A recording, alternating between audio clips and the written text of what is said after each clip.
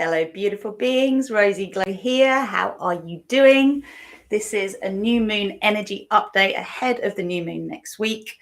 And we are focusing on the divine feminine rising and asking the question, what does it mean to be empowered in your divine feminine? Do we end up being perceived as assertive or aggressive? And how can we actually truly evolve beyond the wounded masculine running this planet? Or trying to run the planet and rule the world, if we actually don't deal with the wounds of the feminine first, because everybody grows through a womb at the moment. Everybody comes through the mother presently. So how divinely aligned she is or how much she's in her toxic programs will determine whether the child that comes through, whether masculine or feminine, has a load of toxicity and lower frequencies to work through and misperceptions, because we have to ask the questions to get to the answers. So welcome those who are joining me. If you don't know me, I channel divine grace, which is the power of revelation that allows us to let go easily of what no longer serves us by seeing something differently and realizing we can liberate ourselves from usually a judgment we hold about ourselves or the world that prevents us from moving forward. And I also work with those who are awakening star seeds, who want to actualize their soul purpose here on earth, to really remember what that is and to live as their divine human selves rather than operating from their ego programming, which means they're stuck in the survival paradigm rather than the thriving paradigm, which is what we're all evolving through from 3D, 4D to 5D. So if you like the sound of that and you're new to this channel, please subscribe and hit the notifications button. And you can find out much more about what I do at rosieglow.com, where you can also access my free star salutation prosperity practice by joining my community, being part of my tribe. It's a gift to you because we can all liberate ourselves and come into a place where we learn to take our power back from where we've given it away and therefore become more sovereign. And as a result of that, more abundant and prosperous in all resource ways, because energy is energy. When you unblock the flow, that's when miracles grow. That's a new one. All right. So, if anyone has got any sort of shares they want, please use the chat box to let me know your kind of take on what you perceive the empowered feminine to actually look like and feel like in you. I've been working with a few ladies recently in my one-to-one and group coaching to own their inner bitch. Okay. And I'm not saying that the divine feminine empowered is a bitch, but I am saying that some may perceive her empowerment as threatening. And I'm going to give you an example in a moment to work through. Now, the new moon is in Cancer. So if you actually think about Cancer, Cancer has a shell, right? The Cancerian sign is the crab. Crabs have got these like jabby things that can pinch you, and they have a hard shell because they're actually very vulnerable inside. They're very soft inside. So we can ask that question for ourselves. How can we de-armor from that super protective, defensive energy that actually isn't the divine feminine empowered? It's the feminine taking on, if you like, a wounded masculine skin to be able to be in the world, thinking that they're being empowered, but actually trying in some way to protect their vulnerability from being witnessed by the outside world. And I'm channeling as I say this. If you get triggered by what I say, I invite you just to take a moment before feeling the need to project that trigger outwards, to take a moment to consider what this has brought up for you, because this is definitely my journey. As I'm moving through integrating more and more of my divine feminine, I discover where still aspects of my being are not empowered and therefore not coming from love. They're coming from fear. And the way that they come out shows me that there is some more integration, some more self-acceptance to do. And that's what it's about, because you being in your truth, when you're owning your truth and you're comfortable with it, however it comes out, right? But ultimately, when we're so busy trying to make other people feel okay about how we feel, we're not in our power, right? And also, if we are just learning to hold the energy of something and to stand in our truth, initially we may be a little bit reactionary in how we stand in our power. And this is part of the process of, you know, learning to live in a different frequency, balancing out, plateauing at a new altitude. Thank you for the light, by the way. So just allow yourself to open to the mystery and letting go of the idea of needing to get it right, because anyone who's going to come into their empowerment, of their full integration of their divine feminine, has to accept that we've all in some way been persecuted for being in our power in the past. So it's not an easy path to integrate. Like, it's easier to be powerless and blame others. It's easier to feel like a victim and project our anger onto others than it is to go through the journey of owning our power and then seeing how we've been robbed of it in the past, how we've given it away, whether it's in this life or a past life, and making the choice to integrate these parts of us. Now, recently, it's actually been since the December solstice that I've now realized the Lady Nada flame and the Mary Magdalene flame have been coming through me to integrate, for me to actually show up in the world and offer this to the clients that I'm working with. And this is not about me going and having done training with anyone. It's come directly from my guides in the same way that the rainbow flame did. And the way that we kind of see the Magdalene flame, if you like, is like it's a red, it's an amaranth red. I've been wearing it in some of my yoga recently, and it's just a really beautiful red that isn't really vibrant, and it's not really dull, but it's nourishing. It feels like it's nourishing your blood, it's nourishing the earth, it's comforting. At the same time, it is strong. And then as I've been experiencing the Nada frequencies, Lady Nada frequencies, they've been coming down from source as whites and pinks and peaches and other flavors, if you like, of that red. Some really bright fuchsias as well, but other colors tempering that color that's coming from the earth and up. And I'm seeing that for us on this earth now, to really be in our divine feminine, to be empowered, to stand forward, to not worry about whether other people like us or are going to punish us for speaking our truth, we need to integrate these frequencies. Okay, so I will be offering initiations as I'm integrating at the moment. I'm planning a divine feminine leadership retreat in mid-September. So any of you ladies who are influencers, who are visionaries, luminaries, coaches, business women, women that are in leadership positions, but feel still that you can't truly speak your truth, you can't truly stand in your power without risking either losing your job or being exercised in some way, shape or form, being punished for it, come forward. It's time for us to really clear that throat chakra, also to honor the wounds in the solar plexus, to honor the wounds in the sacral chakra, and to make a connection with the root and also the earth chakras to sustain our full expansion. And we have earth mother energies, which are kind of expressed through the Magdalene frequency. We've also got divine mother cosmic frequencies that are different energies. Okay, that's a different frequency to the earth mother frequency that we connect to. So what can I say to this? Let's just call in grace for a minute. So this is a little update, but whenever we call in grace, we're calling in that beautiful soft pink flame that I see now having a little bit of a platinum dust running through it. Just open yourself to receive this so we can allow the revelations to download. So you can open the crown of your head, you can open your soul chakra, you can open downwards like a beautiful lotus through your root chakra, and then opening up the petals of the earth chakra that wrap around the world. Just let yourself receive grace. Let yourself receive unconditional love and support for who you are right now and what you're going through. Take a moment to imagine a beautiful sphere of compassion around you. And as you bring grace around the planet, also allow it from your heart into your sphere.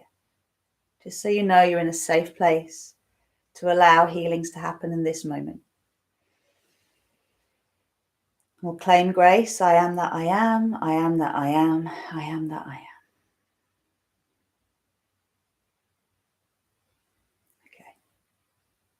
So I'm going to speak from my heart. I'm going to speak from truth. You can gently bring yourself back.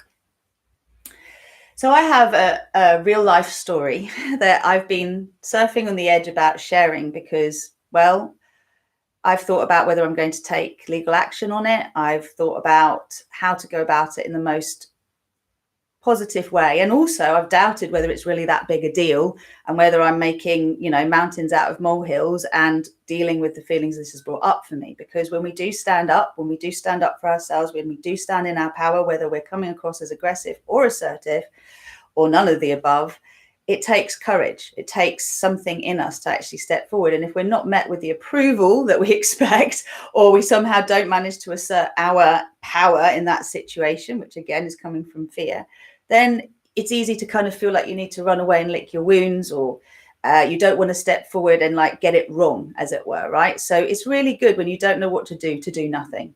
So at the moment, I'm just sharing my experience from an emotional perspective. Some of you will know that my husband and I both got barred from our local pub. And that might not seem like a big deal, but I don't get barred from pubs. I don't do things wrong, right? You know, in my persona, in my sense of who I am and who I've been, I'm a good girl. I might be a bit rebellious and all the rest of it, but you know, I didn't get detentions. I did my homework. You know, I generally wanted to please others. So the situation is one where we booked to go for dinner. We turned up. We didn't have masks on because we're both exempt. And this is the Smuggler's Rest, by the way, in Peacehaven. If anyone wants to, you know, explore for yourselves how things have shifted, because apparently they have, but we don't know that. So you can see how the policies are now. We went for dinner, didn't have masks on, and this guy came, Danny, to the to greet us and said, "Have you got masks?" And we said, "No, we're exempt." And then he asked us to see proof of this exemption. Now, we know that we don't need to show proof. However, my masculine stepped forward and said, "Well, we don't need to show you proof. We've said we're exempt and that's that." And basically we were then met with, "If you don't show proof, we don't need to serve you." To which, you know, it was one of those situations where we've come in, we want to be in our local, we were on the defensive, you know, it was like, what's going on here? Like, you know, why do we have to, you know, prove that we're exempt? Now, I know people feel differently about this, but legally, no one but a police officer has the right to actually ask for that. And I think some travel officers for the actual proof. We both had it. In the end, we showed it so that we could have our dinner. We came back home, and then, you know, we decided that because it is our local, like, we want to be able to go there, etc. And it's not nice when you fall out with people. So we decided, Ian said he was going to go in then speak to the manager and basically just explain the fact that what we said is that when you're asked for exemption and you're then asked to see proof of it, what happens with this is it's a form of discrimination, because under the Disability Act, Section 112, aiding contraventions of the Equality Act 2010, it is an offence basically to ask for proof. Okay, and this is all from websites on the web, on the web, and the government website as well. So there's information there that we took in, or he took in. He thought he'd had a really good conversation with the guy and said, "Look, people can be personally liable if they are insisting on seeing proof when actually they don't have a right to do that." And that's what we were trying to explain. So he came back, you know, feeling like that was all a good conversation and everything was fine. We'd be able to go back to the pub and not have problems in the future. I book in for lunch a week or so later with a girlfriend of mine, and we go in and we're greeted with the same person who asks us if we've got masks. We said no, we're exempt, because she's exempt too. And basically he then asked for proof, to which I said, "Danny, we've been there before, remember? You know, you don't need to see proof. I've told you I'm exempt and that's that." And then I got met with, "Oh, you're that woman that came with that guy the other day and you were like really aggressive and like, you know, you were not cool at the door. You're not welcome here." That's what I got. So I was really like shocked. My body started to shake. And I was like, "Really? You're refusing to serve me because of the fact that we came, we had a situation, we gave you what you wanted at the time, but then we came in to explain why that wasn't necessary for the future and why you can be personally liable for quite a large fine for insisting on it." Didn't want to know. So I walked out, rang my husband. He said, "Look, just, you know, get the details you can. I'll come in to try and sort this out later." So I said, "Look, my husband will be here to try and sort this out later. Like, this is not done for us. We're not happy about it. Like, why are you telling us we're not welcome here? Well, I'm not welcome here. Why are you telling me I'm not welcome here?" Again, I could go into all of the details, but it led to myself and my husband turning up there later, and we videoed this bit. And basically, they insisted that they had the right to do that. In fact, the video just shows that they're still trying to insist that they have every right to do that, and they can decide not to serve us for any reason at all. And they're totally okay about that because they are a licensed premise, and that's that. And in the end, no one would tell us who the manager was either. We had this youngster stepping forward saying he's the manager, and if we don't leave now, we'll have the police called on us for trespassing. Now, this is real, okay? we were accused of taking fake paperwork in and threatening them, etc. And then I escalated this to the area manager, which led to him basically insisting that the reason that we were barred was because I was aggressive. Don't know how that makes sense. I'm just going to read to you, so we're clear on this, a distinction between assertive and aggressive. This is real for me. The details might not be right for you. You might think, well, why wouldn't you show proof? Whatever. The point is the law's on our side with this, but we cannot prove this at this point, right? Because we haven't got their CCTV and they won't give us their names, etc. So assertive behavior is all about standing up for yourself, but aggression usually involves threatening, attacking, or to a lesser degree, ignoring others. Assertive individuals stand up for themselves, for their beliefs, their values, their needs. Now, regardless of what the masculine, wounded, or divine does, right? As feminine, I was accused of being aggressive when I believe I was being assertive and stating my ground for the fact that what was being asked of me was not right. And I was standing my ground, not just for myself, but for all others in my position who perhaps might feel more intimidated than me and therefore not say what they need to say and feel like they have to prove the situation that they're in. Now, discriminatory acts, disability acts, etc., they're worth looking into because employers know they need to be on the right side of this. But the area manager insisted that all of his team were briefed properly and there's no way they would have asked for proof. Yet the video that we have shows that they were actually justifying the fact that they had every right to ask for proof. So he'd seen it. He insists that there's nothing that makes them feel they need to actually revoke the barring, right? So I'm left with feeling furious, absolutely furious on the one hand, right? Fury. Hell hath no fury than a woman scorned. I felt scorned, right?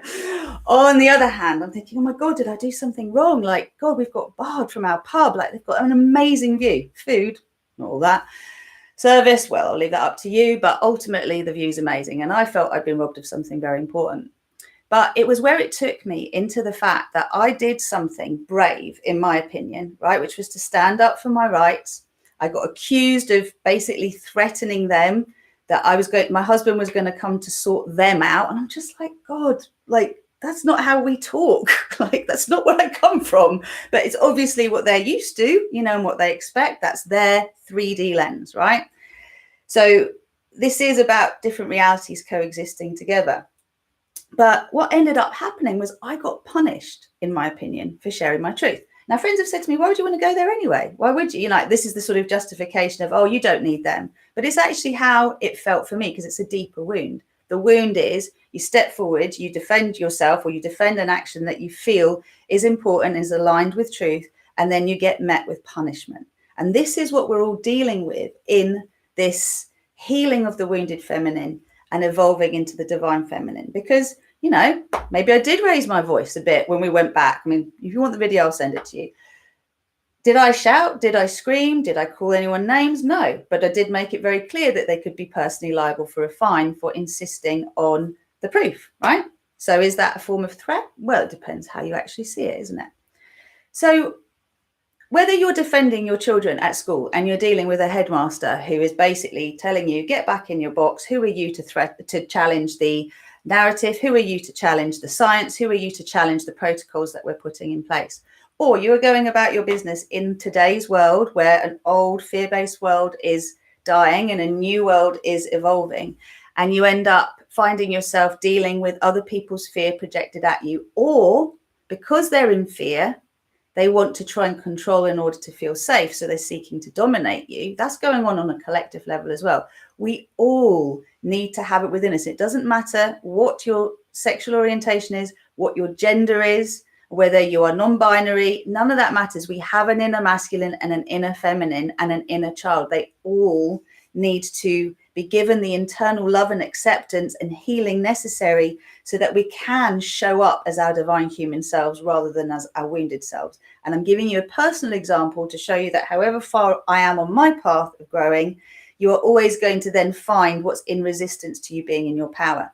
For me to become more vocal, more public, for example, I've got to deal with the fact that not everyone is going to like what I'm going to say. I've got to deal with the fact that people are going to try and discredit me. I've got to deal with the fact that if I've got any sensitive areas, they may well be prodded, and I've got to be ready and willing to be able to face that, to deal with that, to process my subconscious resistance, my emotions around that, so that I can show up to the best of my ability and actually come from the heart, that Lady Nada energy.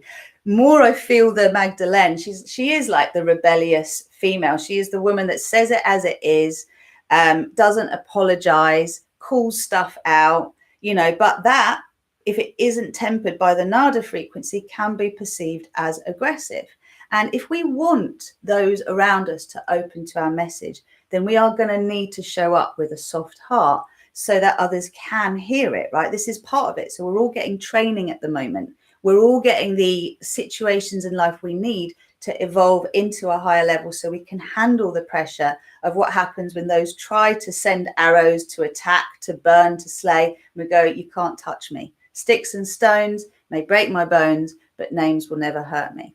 Now, this is what this is all about, my friends, because as we come into this new moon energy, we are being given the opportunity to truly own our inner bitch, right? Let her actually be something good in your life. Allow yourself to speak your truth rather than trying to appease other people all the time, to be the person who's the rescuer, doing the damage limitation all the time. What if you didn't take that responsibility?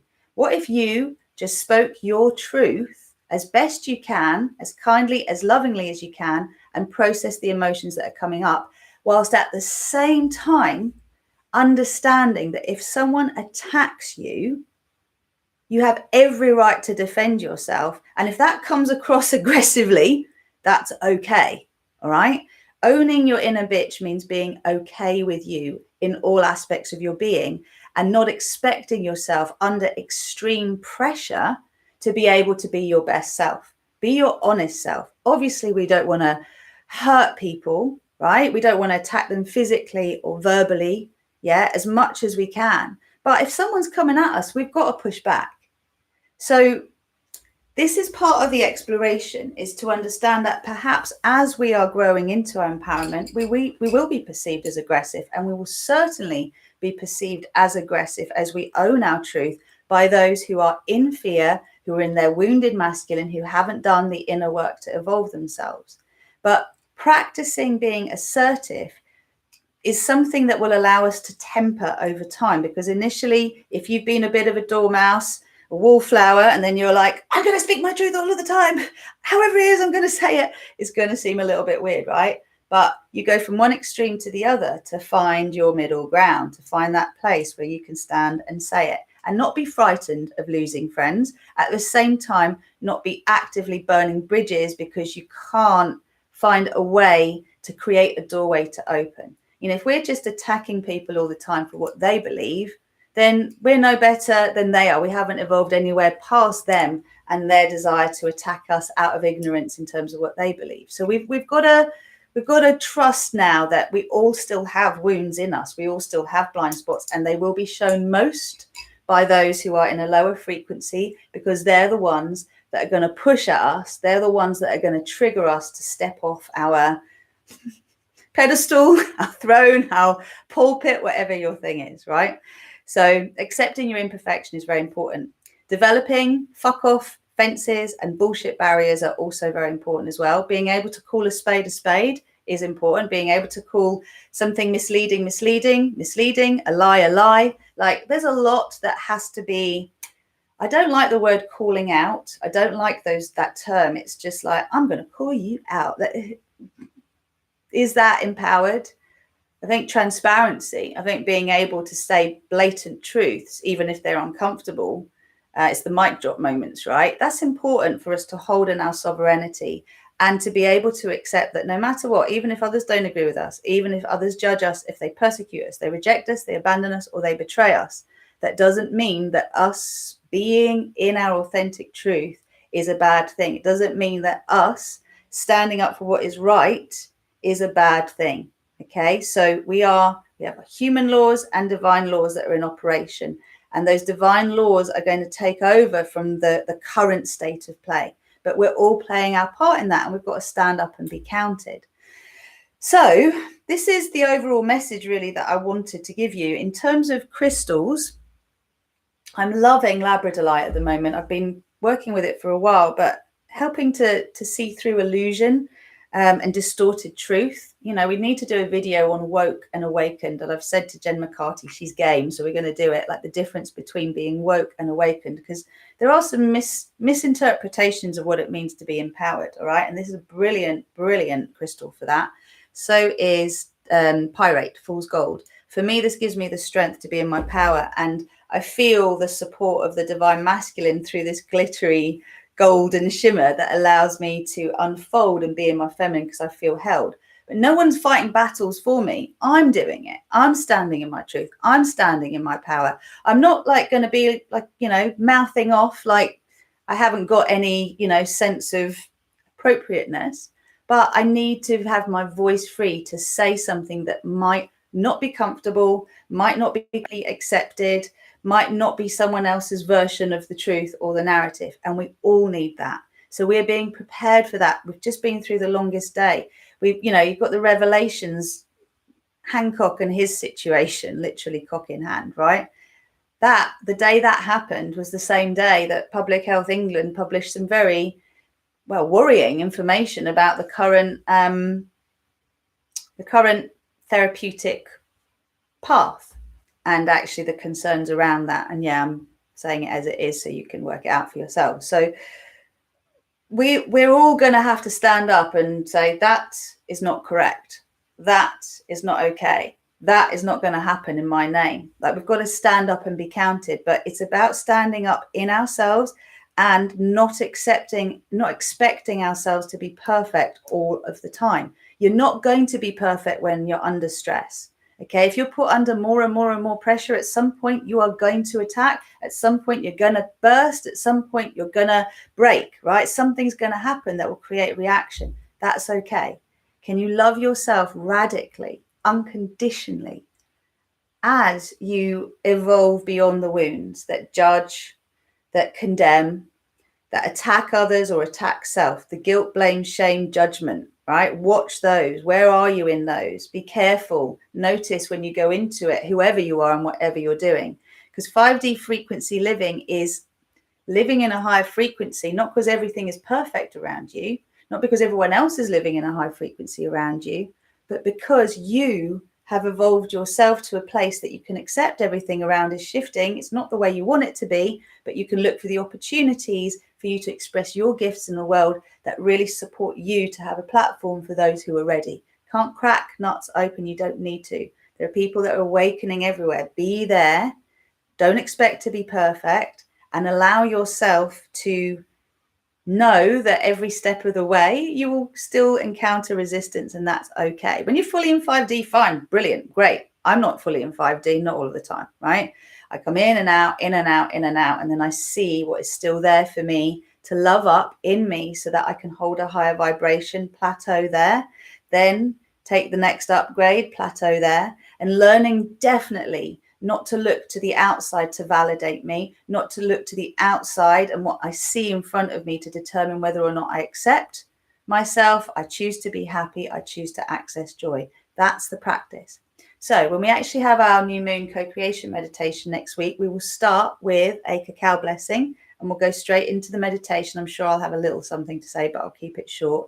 The point of it is to plant the seed of allowing you to perceive that the inner vulnerability that you have, the softness that till now you've had the self-defense mechanisms that you do to protect yourself, that softness is as powerful as that outer shield, if you like, that this softness is your empowerment, that this vulnerability, the fact that you know you're fallible, the fact that you know you have points that can be pressed that make you feel like your less best self, all of that is about accessing you, accessing the power in you, the strength in you, and transmuting this idea that all of this stuff in us that makes us feel unsafe to share our truth is a weakness. We're strong, we're powerful, we've been fed a fuckload of lies for a long time that have eroded our confidence in ourselves.